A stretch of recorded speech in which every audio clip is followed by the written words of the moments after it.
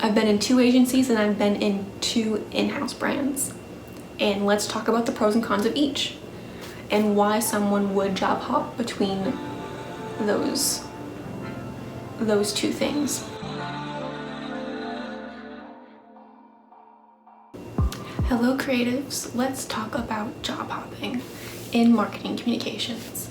So this is a very interesting topic of discussion because I've heard a couple different arguments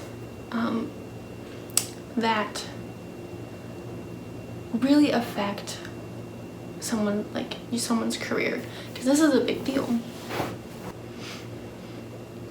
People have different perspectives on whether or not to job hop, how often it is okay to job hop, and the signs and symptoms of the workplace in general.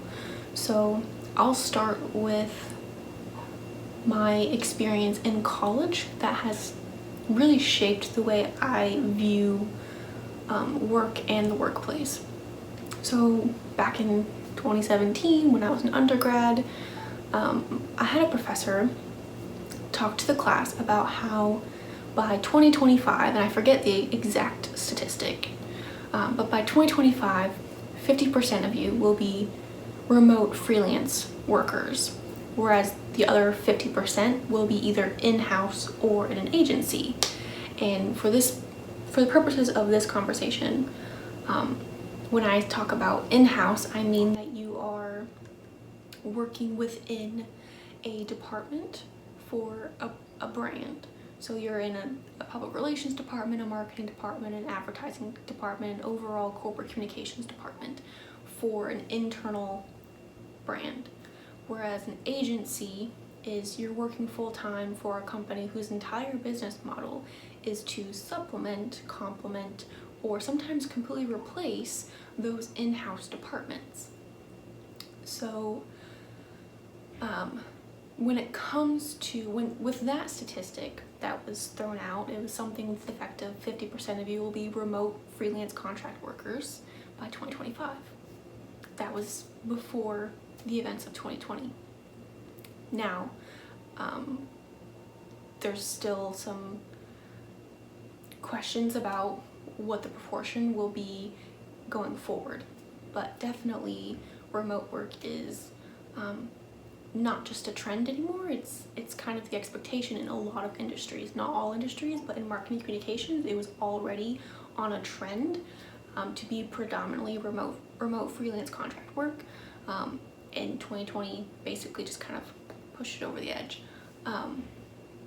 So when it comes to this understanding of how the marketing communications job market is, you then have to ask yourself, what are the 3 avenues for you? Are you going to work in-house? Are you going to work in an agency? Or are you going to freelance?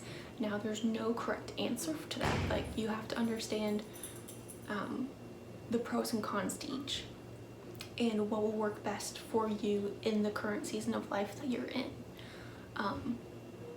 When it comes to in-house, the benefits of that is that you just have to worry about that one brand or that one set of brands from a particular company, and you get really good in-depth industry knowledge within the company that you're working for. And if you want to continue working in the industry, that's a good base, that's a good jumping off point. Now, when it comes to an agency, some pros that come with an agency is that you get to learn a lot about a lot of different industries. You also tend to be more progressive in terms of understanding best practices and staying on top of the cutting edge technology within not just the industries for the businesses that you're serving, but also in marketing communications as a whole. You get access to enterprise level software that you may or may not have access to when you're working in-house for a brand, depending on the size of the brand that you're working for. Now, when it comes to freelance, the biggest pros to that is that you have a lot of freedom. Like, you can choose to niche down in whatever way suits you best. You can choose, like, you get exposure to a unique set of clients, and really you become this confidant, or maybe not confidant is the right word, but you become a very trusted advisor to complement, supplement an agency or an in-house brand.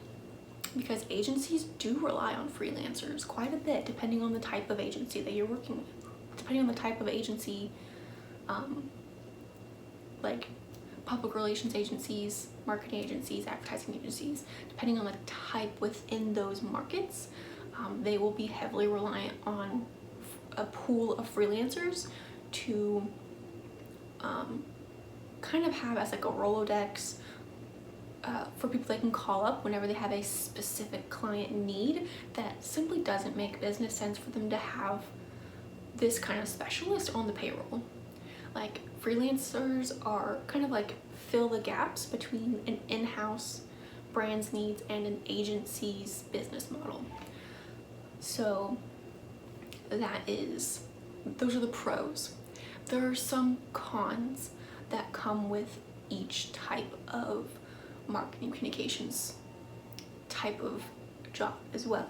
So the con to an in-house brand is that your department, whether it's marketing, PR, advertising, your department may be on a limited budget and limited resources, which means you very well could be the one man or one woman show. You could be doing everything, or your team could be just overloaded with the demands of the brand,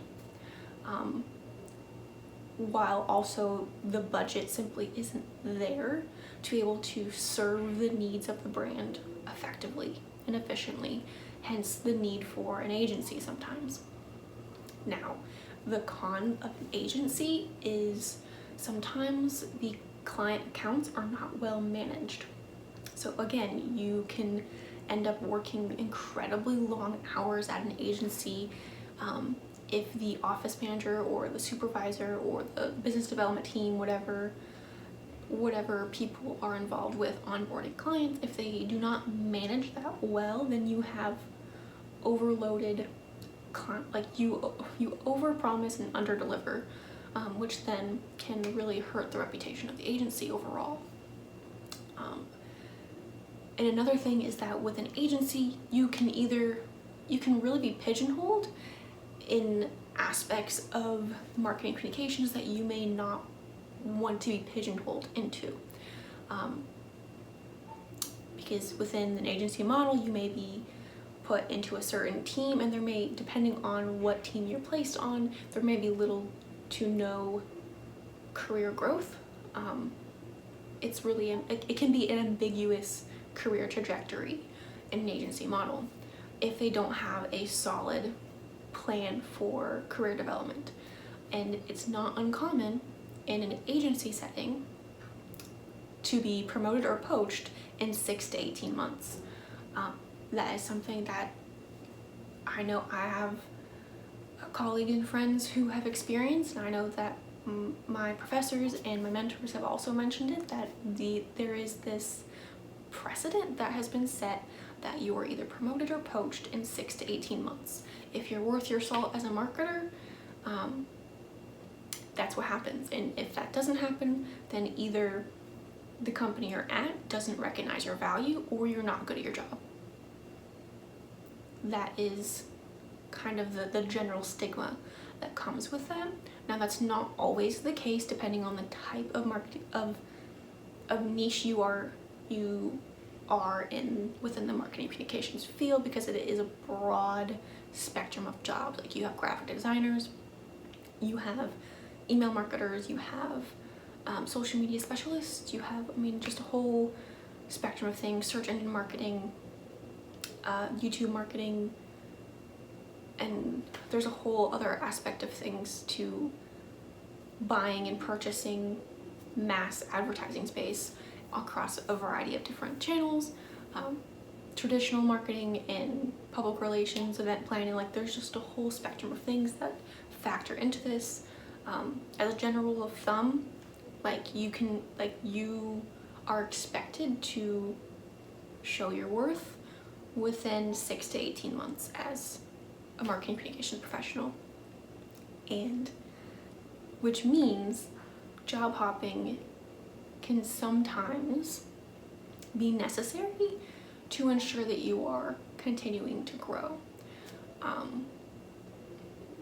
As a professional in the industry, like, it's very fast paced, it's very, you have to constantly be learning and educating yourself on what's happening. There's a lot of moving parts, there's a lot of privacy and business media law, like you have to know so many different things to stay on top of it.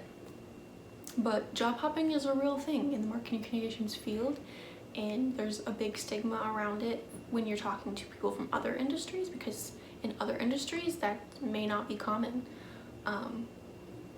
In some industries, it's completely unheard of to job hop as frequently as you do in marketing communications.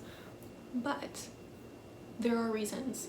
You may go into an in-house situation and realize that it's not for you, like you want more variety, so you hop over to agency. Someone else may not like how much variety there is in an agency setting and will want to do in-house.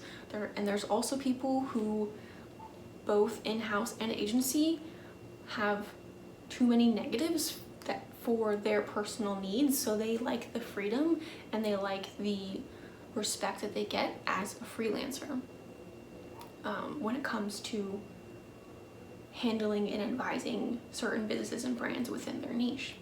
So let me know what your thoughts are on job hopping. Those are just kind of the general reasons why someone would job hop, and like an overview of marketing communications and the various dynamics that and pressures that you have as a communications professional that would lead someone to job hop. So let me know in the comments below what your experiences have been.